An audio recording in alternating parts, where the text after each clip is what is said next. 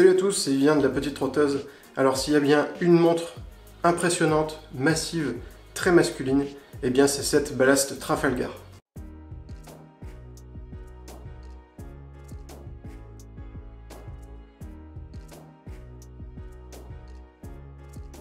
Alors Ballast 1903, c'est une marque américaine qui propose des montres automatiques et en fait c'est une marque qui a vu le jour grâce à Kickstarter, donc le site de financement participatif, et la marque propose aussi un second modèle que je vous présenterai peut-être dans une autre vidéo. Je vais essayer d'avoir un test parce qu'elle est vraiment intéressante aussi. Alors pour le packaging, eh bien Ballast a choisi une boîte qui est assez simple, peut-être un peu trop simple d'ailleurs. C'est vrai que dans cette gamme de prix, on attend en général un peu mieux, sachant que c'est possible de le faire. Il y a certaines marques comme Dan Henry par exemple, qui proposent un étui pour ranger les montres et donc pour les transporter. Il y a la marque Straits Foundry aussi, qui elle proposait une boîte en bois, qui était très qualitative, un beau bois assez travaillé. Alors je pense que c'est du bois très bas de gamme, mais visuellement en tout cas c'était vraiment réussi. Ici Ballast a fait le choix donc d'une boîte en carton épais, recouverte d'une sorte de faux cuir. Alors c'est assez peu qualitatif, c'est pas moche, ça protège bien la montre, c'est tout ce qu'on lui demande, mais c'est vrai que dans cette gamme de prix, on aimerait quand même avoir quelque chose d'un peu plus conséquent et surtout d'un peu plus joli. Et ce qui est un peu dommage aussi avec ce packaging, avec cette boîte, c'est que ça reflète pas l'image de la montre en fait, l'image de la marque.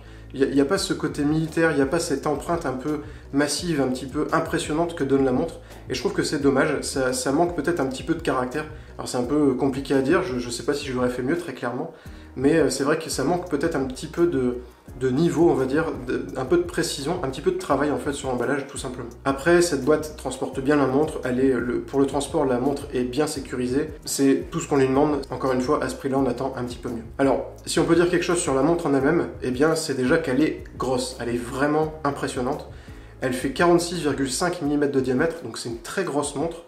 On n'est pas sur le gabarit des G-Shock par exemple, qui sont encore plus impressionnantes parce qu'en plus elles sont toutes en plastique.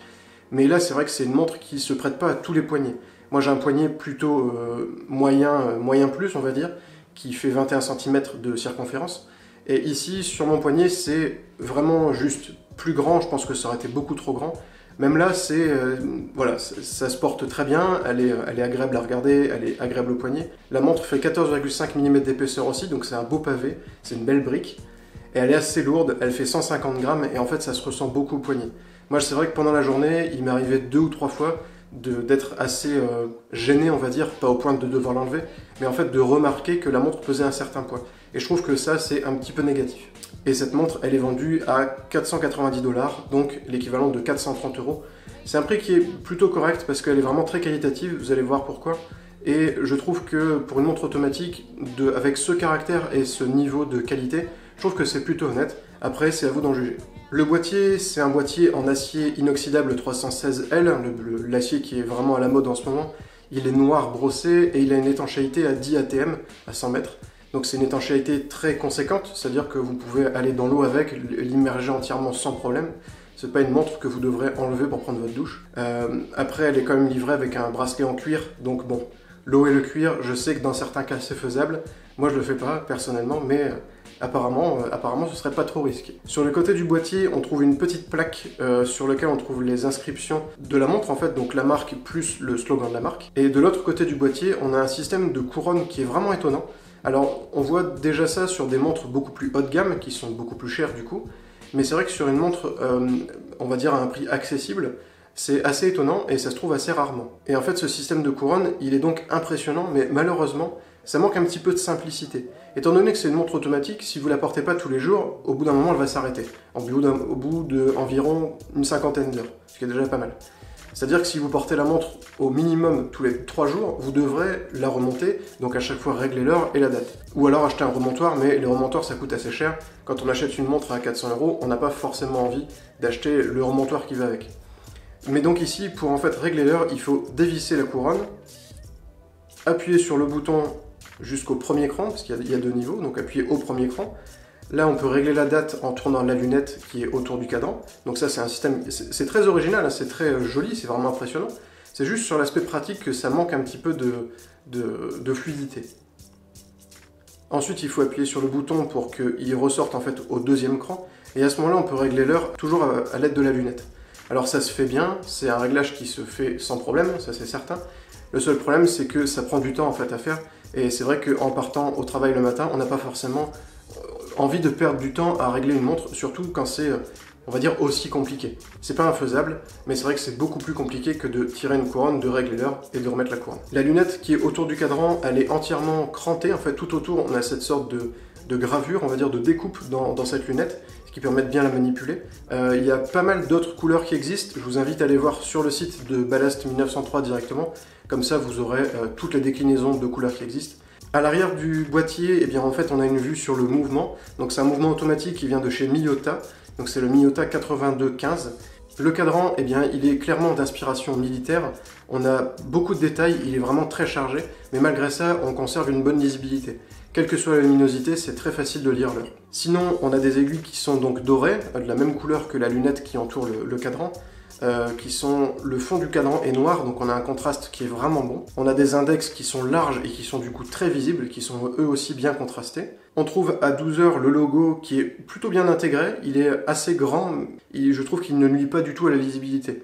Et à 9 h, on a un logo qui est lui beaucoup plus grand, mais étonnamment, il est discret. Et c'est d'ailleurs en fait en préparant ce test que j'ai remarqué à quel point ce logo était volumineux. Il ne nuit pas du tout à la lisibilité, en même temps il est assez discret, mais en même temps on le voit bien. Voilà, c'est vraiment réussi comme intégration. On a un dateur qui est visible à 3 h, mais la petite originalité, c'est qu'en fait, le cercle complet sur lequel sont inscrits les chiffres de la date, il est en fait visible. C'est-à-dire que tout autour du cadran, un petit peu plus à l'intérieur, on peut voir tous les chiffres de la date. Alors c'est assez joli, fonctionnellement ça n'apporte rien, hein, très clairement, mais c'est joli, et puis je trouve que ça ajoute un petit peu aussi de technicité, on va dire, ça montre un peu les entrailles de la montre. Et puis pour ajouter une petite pointe de couleur, on a le bout de la trotteuse, l'extrémité de la trotteuse qui est peint en rouge. Alors c'est un rouge qui est assez foncé, c'est pas violent, c'est pas flashy, ça ne nuit pas au design très sobre de la montre, mais c'est une petite touche de couleur qui est plutôt bien vue et assez jolie. Ensuite, au niveau du bracelet, eh bien le bracelet il est vraiment très qualitatif aussi. C'est un bracelet qui est en cuir italien véritable, qui est très épais. J'avais un petit peu peur au début qu'il soit trop épais et que justement on ait du mal à le plier pour le passer au poignet. Mais en fait, une fois que vous l'avez mis une fois ou deux, le bracelet se déforme, il prend la forme du poignet et c'est vraiment un régal à porter. Malgré le fait que la montre pèse 150 grammes, qu'on ait pas mal de détails sur le boîtier qui pourraient nuire au confort, eh bien en fait cette montre reste vraiment confortable. Et pour ça, le bracelet y est beaucoup. Il est vraiment de très bonne qualité. En plus de ça, les couleurs sont parfaitement associées avec le boîtier. C'est vrai qu'on a des teintes de marron et de noir qui s'associent vraiment bien avec l'or rose et le noir du boîtier. C'est vraiment très bien vu. On a tout autour du bracelet une surpiqûre marron qui est presque de la même couleur que le bracelet, donc qui est très discrète, mais qui permet elle aussi d'ajouter un petit peu de cette robustesse que veut faire refléter la marque, et c'est vraiment bien vu. En plus de ça, ce bracelet, eh bien, il est facile à retirer puisqu'on a des pompes d'attache rapide qui sont visibles donc à l'arrière du bracelet. Et sur ce bracelet, eh bien, on a une boucle Ardillon qui pour une fois n'est vraiment pas classique du tout, puisque cette boucle est vraiment très très grosse. Au niveau du confort, c'est pas du tout un problème, mais c'est vrai que cette boucle est vraiment imposante. On a un sous-marin qui est découpé dans l'extrémité de cette boucle, et du coup ça lui donne une épaisseur et une profondeur qui est vraiment unique. Moi j'avais jamais vu ça ailleurs, c'est vraiment impressionnant. Et en plus de ça, comme elle est volumineuse et que les perforations du bracelet sont assez larges, et bien en fait c'est très facile de passer la montre au bracelet. En 5 secondes c'est passé, et ça c'est vraiment agréable.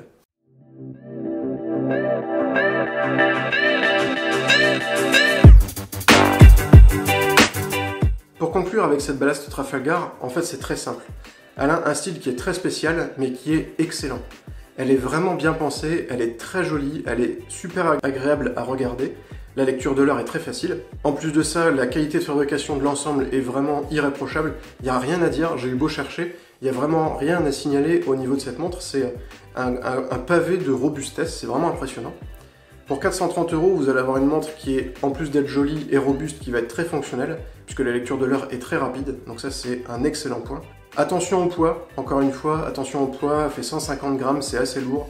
Attention aux dimensions aussi, lisez bien les détails de la montre avant de l'acheter si elle vous intéresse, parce que méfiez-vous, c'est vraiment une montre qui est imposante et vous pourriez être déçu par cette taille, puisque c'est difficile à décrire, j'ai rien pour comparer en fait, mais elle est vraiment beaucoup plus grosse que la plupart des montres qu'on peut croiser au quotidien. J'aurais aimé que le packaging soit un tout petit peu plus recherché, que ça fasse un petit peu plus haut de gamme. Malgré ça, si vous aimez son style, si vous cherchez une montre qui est assez imposante et qui est très robuste, eh bien vous pouvez foncer, vous ne serez pas déçu, elle est d'excellente qualité. Et en plus de ça, elle vous ira à ravir puisqu'elle est disponible dans plusieurs coloris. Donc vous pourrez choisir la couleur qu'il vous faut et l'adapter à vos tenues. Merci à tous, j'espère que ce test vous a plu. N'hésitez pas à aimer la vidéo, à vous abonner. Et puis moi je vous dis à très bientôt pour de nouveaux tests. Ciao!